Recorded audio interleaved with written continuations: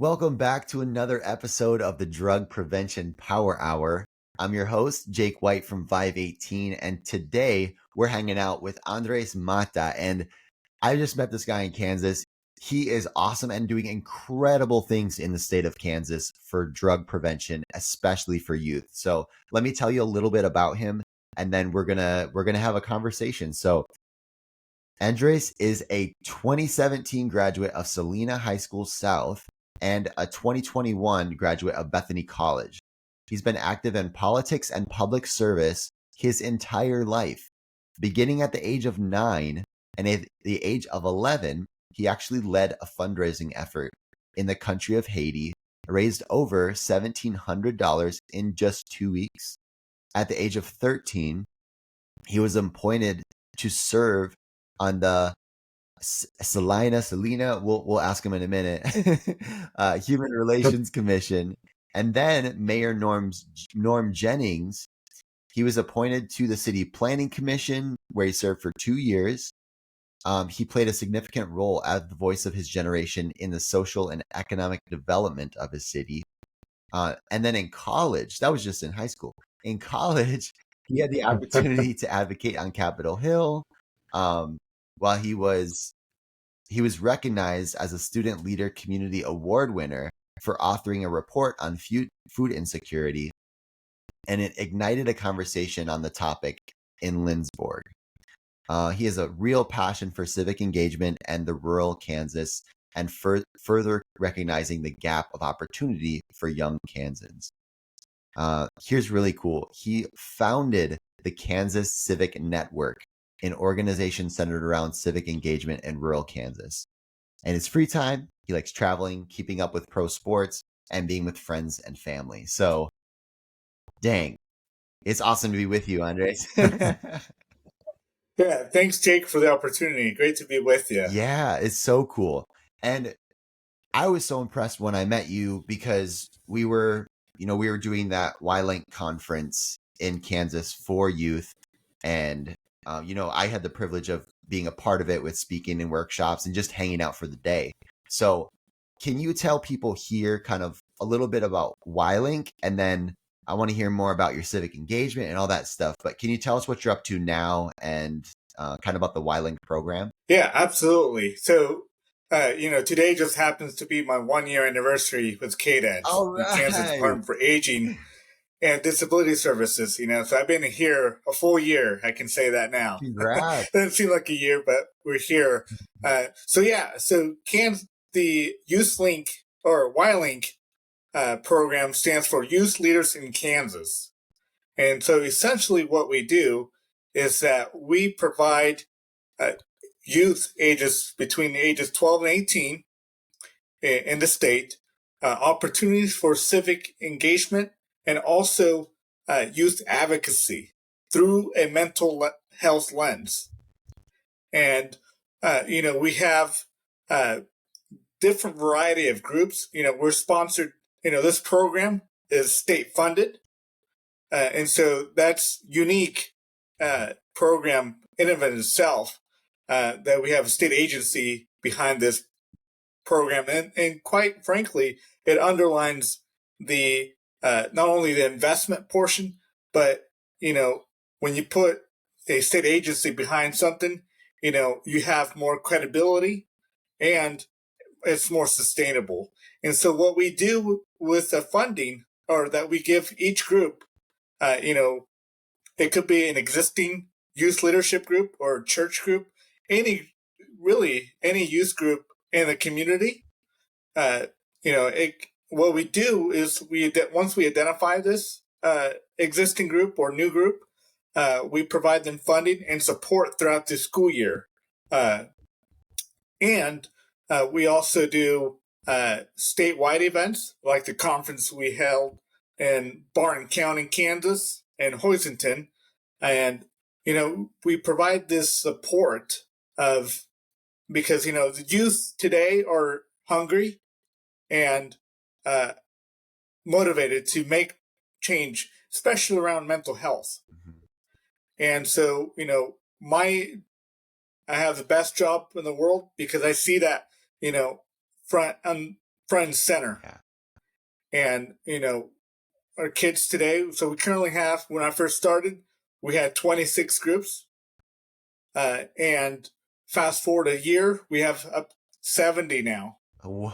And what throughout the state of Kansas. And, our groups come from community mental health centers, community grassroots coalitions, and schools, of course. And what is unique about Barton County is that the 20th Judicial District, through the Juvenile Services Division, actually runs that group in Barton County. And so really from a youth, the circle of influence, we have pretty much everyone that would reach or, come in contact with the youth at the table already. Yeah. And so, kind of like Shark Tank, I refer it to Shark Tank because, you have this, if you've seen the show, you have this great entrepreneur checks all the boxes, but lacks the funding. Yeah. And that's where we step in. And because they're doing great work and, we're excited to be supportive from a state perspective. Okay. That's really cool. And congratulations on growing so much this year and for having your 1-year anniversary at KDADS. That's so exciting. I want to ask you, because the model is interesting, and I'm just going to pull this out real quick for our listeners, is you said that when people work with you, that some of them, they might need to start a new club or an organization that supports mental health. Some of them already have the organization. They're doing great things, so they can come under your umbrella and you can support them and invest in what they're doing. And that's so smart and just a great use of resources that way, that you don't have to start it from the ground up, but there's students and advisors and people doing incredible things already. So you can partner with them. And yeah, just one, I want to say that's awesome. And if people can pick that up, if you're running an organization like that, or you're wondering where to put funding and how to partner with people in your community. And then I want to ask you this, how do you find out about organizations that are already existing? Do you have like a process for that, for looking for them or finding them? And then what's their application process look like once you identify them? Yeah, and I think that's a great question because, we're on that, if a school, and I think it's very important for listeners to understand too, is that, we have, from a school's perspective, we have Stucos, what we do, we want to enhance, right? We want to enhance their program or what they already have. Okay. And so Stuco is we student don't, council, right? yeah, the student council. And so, obviously, well, it's very clear. Once you hear student council, you think student government. And so, that might not be, the, if you were to ask who in your school is a champion for mental health, student council is probably not in the top 5, Okay. But we have them, we don't change their scope or their focus. We just want, enhance because someone in the school building may already be doing, it might be the Stuco do for the month of May, Mental Health Awareness Month. Yeah. But they don't, whereas other clubs that we have in our fold, they're explicitly the mental health club. And it's pretty clear what their goal and the function is of that club. And so I want to encourage your listeners because, think outside, step outside the box for a minute, and we're identifying, and there's a lot of great groups out there in Kansas and throughout the country that are, it has been so prioritized from federal government, Surgeon General, bringing down the advisory on mental health. And so mental health, I think now, and post-COVID is really paramount from policymaking to state agencies and to the communities. And so, the way I, search or go on the hunt for new groups, it's primarily it's word of mouth. Okay. It's that, from both sides of the street, because, I might hear it from someone, or someone hears about YLink and they reach out to me. And so in terms of an application process, we have simplified our application process. If you're interested and you're living in the state of Kansas and you hear this, reach out and email to me and say, hey, and then once we establish that relationship or that contact, we send in our mandatory contracting material from the state level. Okay. That are needed. And so, from that, it's really, ongoing process of, how do we, because, YLink is 100% youth led and youth directed. Mm-hmm. And so the adult or the sponsor, is there to manage the funding, Mm-hmm. of course, and really, encourage the youth. But it's so easy for adults to like, hey, yeah, that's not going to work. Let me take it over before it fails. And sometimes we need, youth need that experience of, when things go wrong. Yep.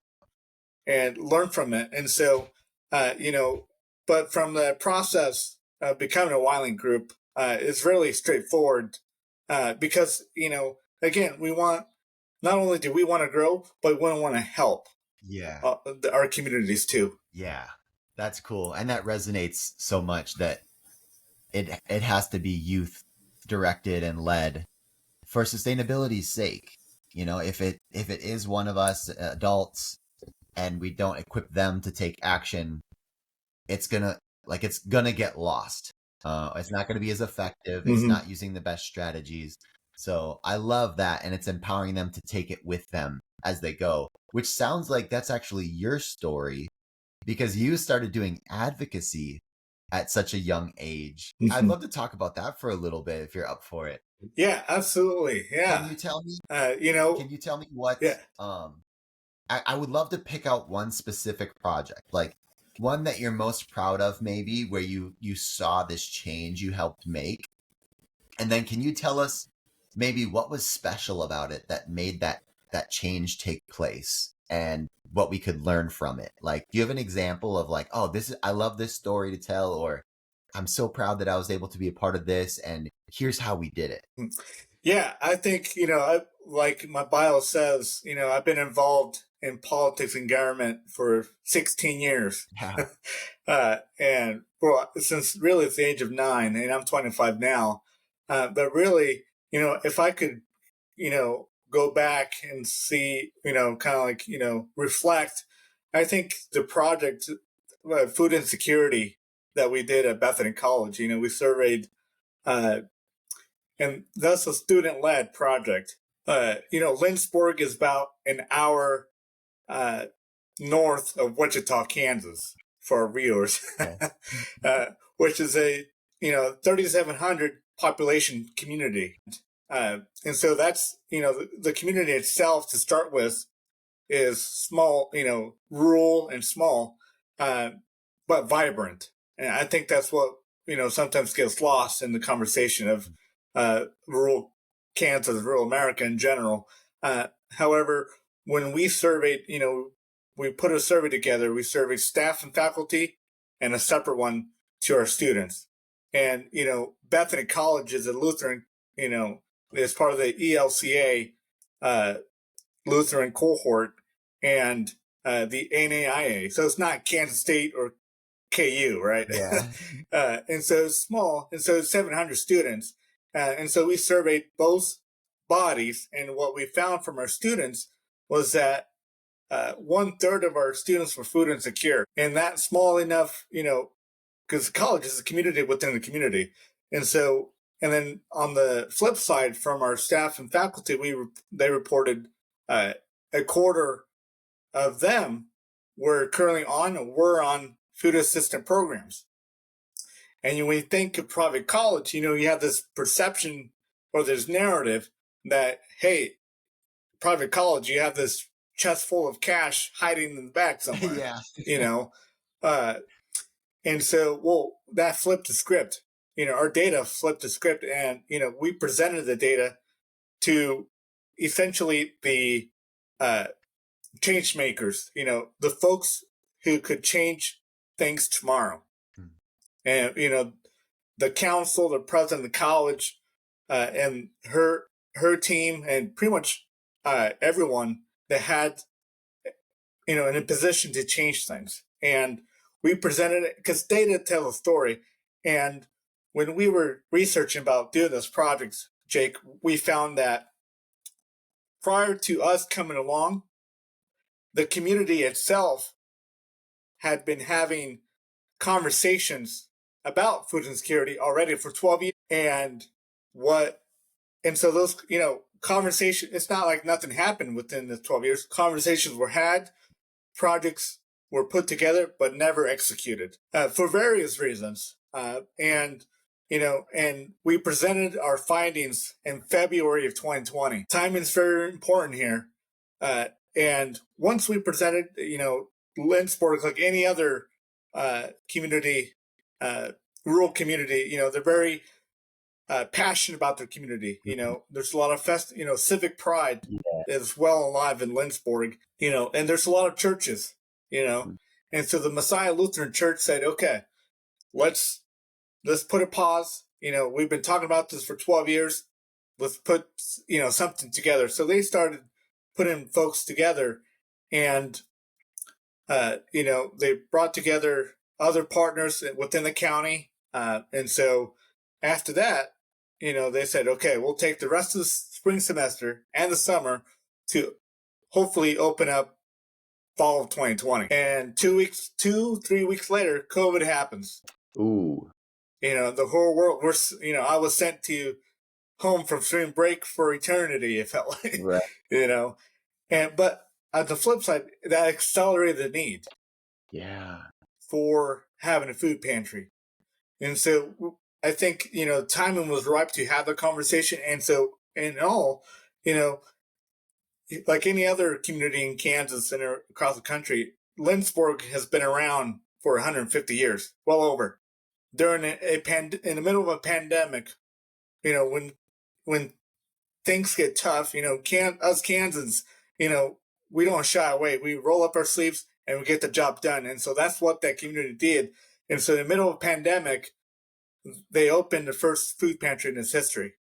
And all we did was publish a survey. I think we weren't driving the vehicle, we were like third row, essentially, but it's very important to have, and I think the lesson here is, to have a strategy, because, as young people, we want the instant gratification, we want to do something, or, you know, it's not a sprint, it's a marathon. Yeah. And so, again, Lindsborg had conversations and things were done, but something was missing.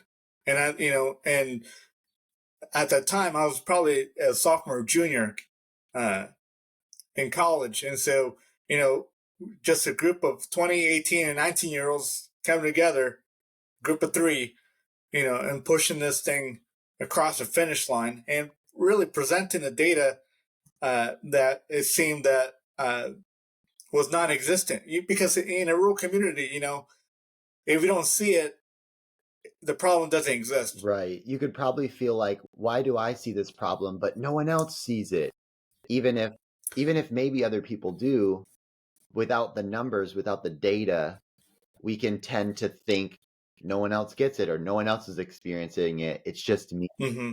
Yeah. And, with YLink, what's really cool is that I get to travel crisscross the state of Kansas. Yeah. And, I love Kansas, and I think, timing right now, what's going on in the state of Kansas, from an economic perspective or development perspective, but also a prevention perspective, timing right now for our youth is paramount, and we're right on trend because, what we do for our youth is that we provide a we provide a statewide conference in the summer, and we have an opportunity, or we bring our kids or the youth from our groups to Youth Mental Health Advocacy Day in Topeka, where they get that one-on-one time with their legislator. Yeah. And this year we had over 350 youth attend. That's incredible. Wow. From all over. And again, it's having that exposure. The first time I heard about YLink was when I applied for the position. Yeah. And it's been around for, 7 or so years, but, it's that exposure to our youth. And, I come from the economic development / policy side of the world, Mm-hmm. but not only do we have a prevention program, YLink is a prevention program, but it's also an economic development program because, our youth, we want to, in order to grow, we want our youth to stay in Kansas. We say they are the future, but we're actually walking the line because, we have our alums, YLink alums going to Wichita State, going to other universities in the state and majoring in social work. Yeah.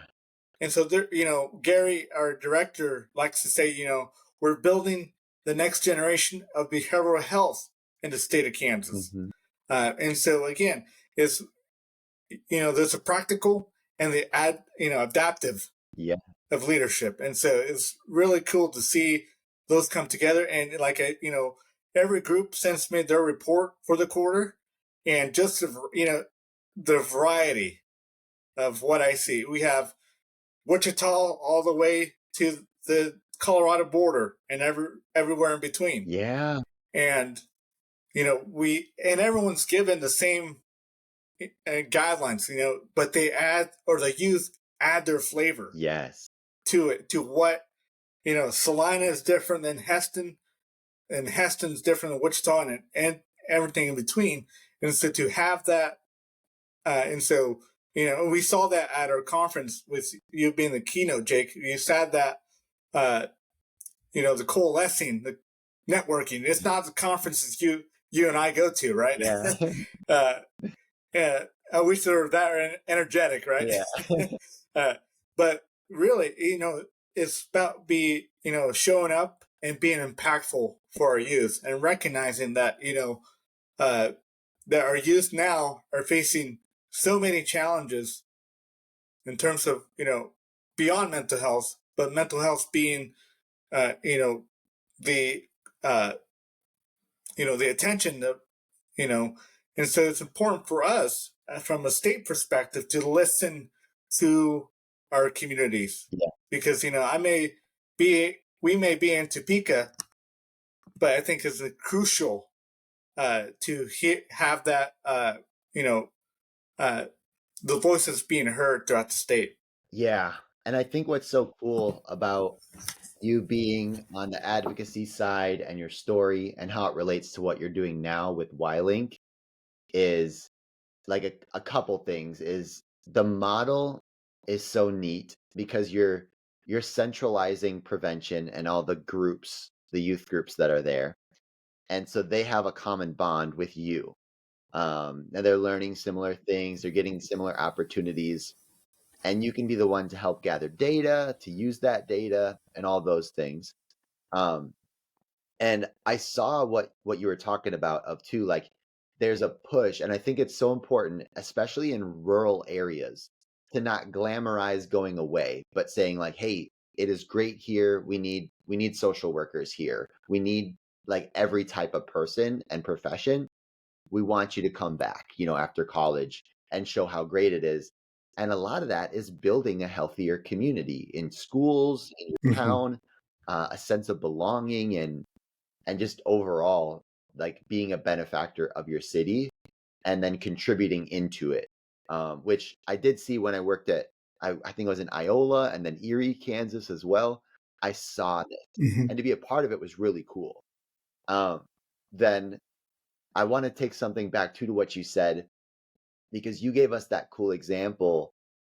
And of how you created change and helped that in college with the food insecurity. And what I think was cool is that you played a part of it. Like you said, they've been doing this for 12 years. They've been talking around it or doing things and trying things as well.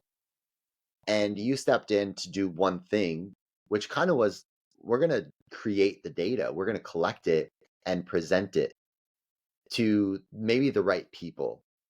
Maybe they already knew about it, but kinda they didn't have the numbers. But you presented it to them saying, hey, here's what we found out from people all across our community. And now we can't ignore it. Like, it's probably was elevated on a priority level. And then the champions were able to say, great, awesome. Now that we know this, here's what we're going to do about it. And I love that. It was inspiring to hear that. Like, that my part could literally just be gathering data, and that's my part in it. And that I can help present to the champions, and they're going to have their part in it. And I want to say this before I forget. I was just hanging out with some friends in Sacramento, California. They Mm. run this incredible program called My Brain is Bigger Than Yours.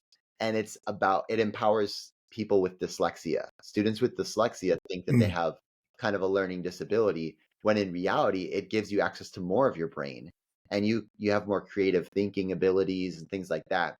Of course, there's challenges with it too, with reading and spelling and, stuff like that. But there's these assets as well. So they have this incredible training, and one of their partners, their role is they went to these meetings, these city council meetings, school board meetings for a year and a half. A year and a half, Mm. they just went to the meetings, they listened, and they piped up every time just to tell a quick story or to, refocus on what they wanted and what they asked for. And I think about it, if you don't have a lot of resources, even just the tenacity to go into a meeting for an extended period of time so they start noticing you and that you're a part of it, like, that could be your part. Are you passionate about something so much that you would spend, a once a week or once a month for that many times you would show up to ask for what you want? Mm-hmm. And there's really no limit to what we can do when we have the mindset of, I'm going to help. I'm going to bring it forward. And maybe I don't have to do the whole thing, but here's my part in it. I think it's really, really powerful. Yeah, and I've like I mentioned before, and that's really interesting. You bring that up, Jake, because part of my role, in my role, I get to, like I mentioned, crisscross the state, and and establish, and I visit all of our groups, and I see, whether it's during their meeting time or school time. It just depends on what structures they have. And I, you know, get to, there was a prize once they saw me being introduced because, wasn't too far out. Seems like yesterday, uh, I graduated high school. Mm-hmm. And I think that is important too, because, I've been in their shoes. Mm-hmm. And, and so when I go to Clay Center, when I go to Wichita, you know, I know to an extent, know in terms of advocacy, always been the youngest. I know how they felt. I've been the youngest in the room, always, and so I think that is too crucial to relate to our youth and said, okay, you're not alone, and sometimes they need to hear that. Yeah. Oh, absolutely. That can be one of the most powerful things you say. If you don't know what to say, even that is one of the most powerful things to say. Before I let you go, I would love to ask one last question, and then we can Mhm. find out how to keep in touch with you and follow YLink and all that stuff. Um, if you had to break it down into let's say a 2.5 minute lesson, just the template or the structure, it sounds like your superpower and passion has been advocacy. And when you teach young people how to do advocacy, what are those things that you teach them? Hey, if we get good at this, this, and this, or here are the steps, how would you teach that to someone new? And of course, knowing that we're not going to spend an hour doing that, like, what would what would that outline look like? Yeah, I think I did debate and forensics in high school, and so we always started off with a quote. And one of my mentors early on told me, if you're not at the table, you're on the menu, and that has gotten me through all my 16 years in this capacity. And that has been my North Star because it's very important to, one, acknowledge that, and two, I think, in terms of an outline, you know, knowing, I usually tell youth, take a step back and know about your community. What, from a historical perspective, or any other issue or campaign or anything like that. Take a step back, what's been done, and be able to identify the some successes and failures from past, because if we don't learn, or if we don't take the time to assess what's been done, how are you going to know where to go and how to move forward? And on that, also know the players, and who is a champion and who's going to be because, and a great example of this is Wichita Northwest, our one of our YLink groups. You could have had a therapist, a superintendent go up to the school board and say, hey, we need youth mental health first aid. It's not it's usually up and down vote, or just gets an agenda item. But when our youth do it, and they got it done, they did use mental health first aid in their school for all their teachers. And so, it's knowing the players and going to, or recognizing the champions, who, and also, if I may add, know the language, because if I go in to, for instance, let me wear my economic development hat for a second.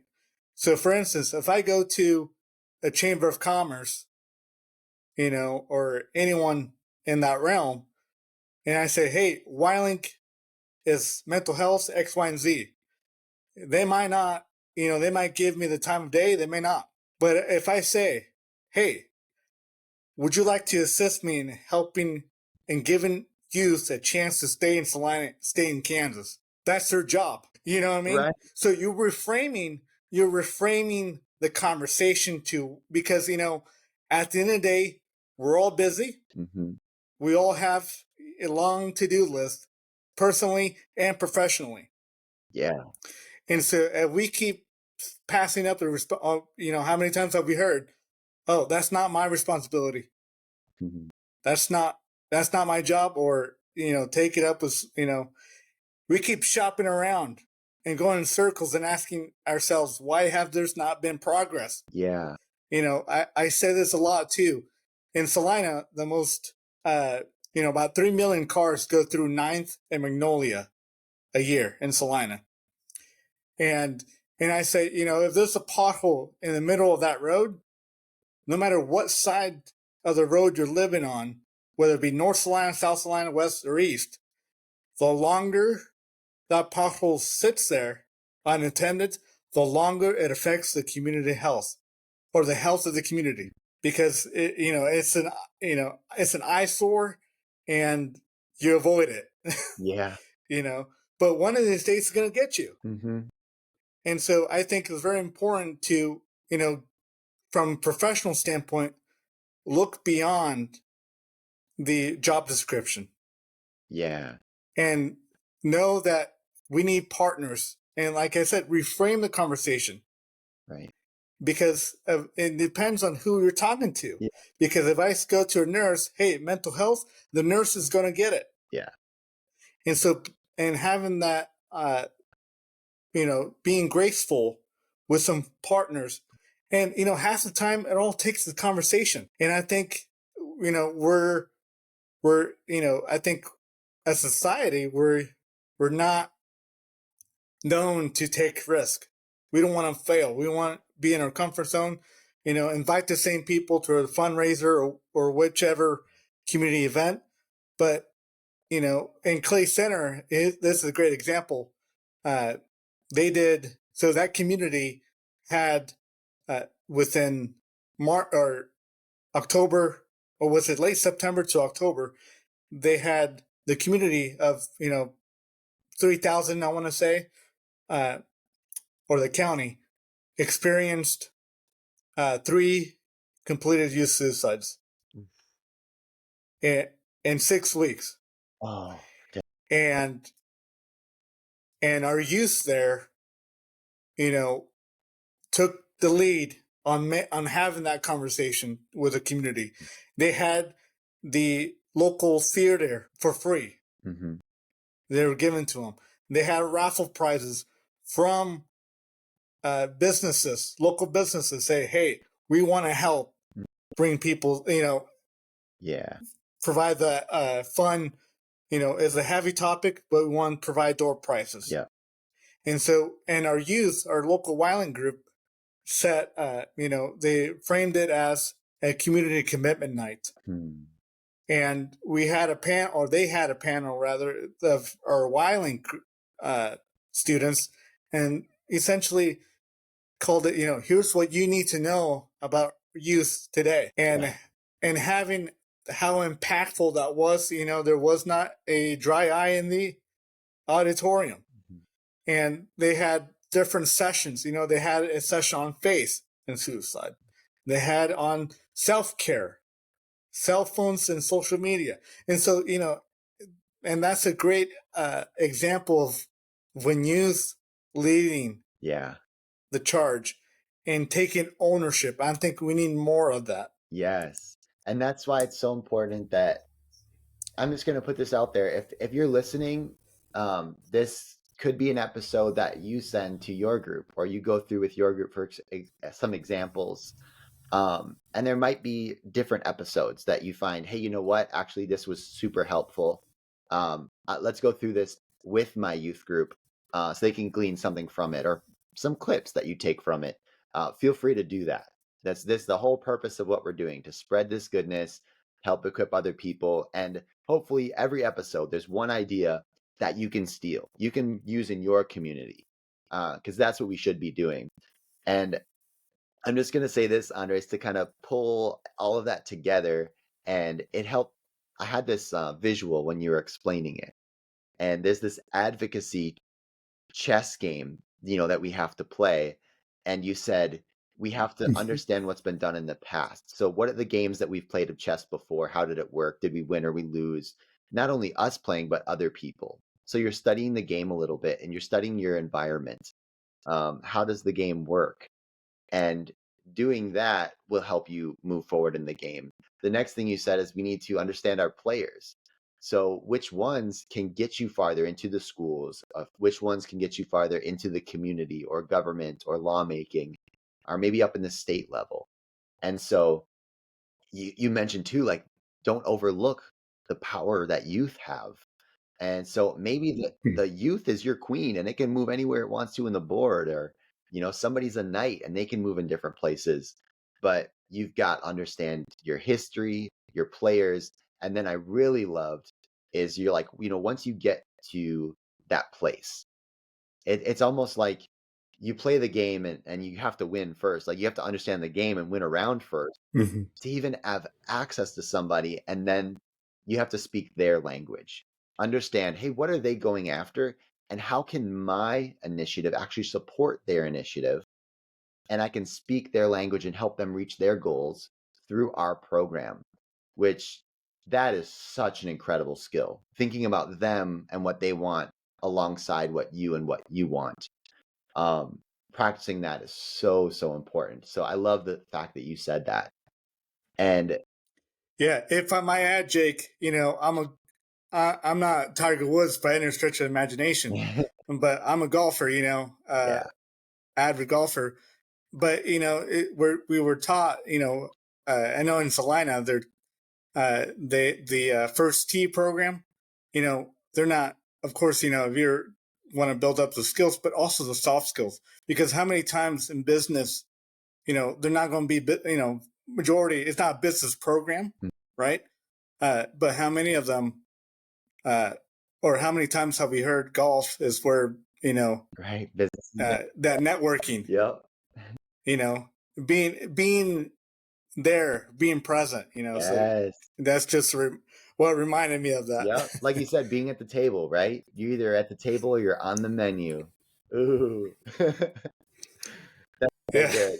Well, Andres, is there before we sign off, is there anywhere where people can follow you on socials, or if they want to email you about becoming a part of what you're doing in Kansas, how can they get a hold of you? Yeah, absolutely. So my email is andreas.mata andreas.mata@ks.gov. And we do have a social media presence on Instagram, which is at Kansas_YLink. Perfect. That is awesome. Well, Andres, thank you for being on the show. Once we close this, stay on the call for a little bit because it'll load the rest of the episode. And for anyone that's listening here, thank you for the incredible work that you're doing, partnering to invest in youth mental health and drug prevention. Because although the power of what we're doing is youth, it's their involvement. We have to have an adult in the room to help guide, to help them have access to funding like Andres is doing, all this stuff. And what's really cool is, like, Andres, you've been part of this since 9 years old. That is such a fun story. And I would love it if you're listening to this. Imagine what it would be like if your students who are just getting involved became advocates, who became professionals in the field, or who just became so passionate about this that they're bringing it to their workplace, and they became one of those chess pieces that would transform mental health, public health, drug prevention in your state, and you didn't even know it. But the small work, the small piece that we're playing now could lead to something huge in the future. So it's been one more episode of the Drug Prevention Power Hour, and we'll see you next Monday for another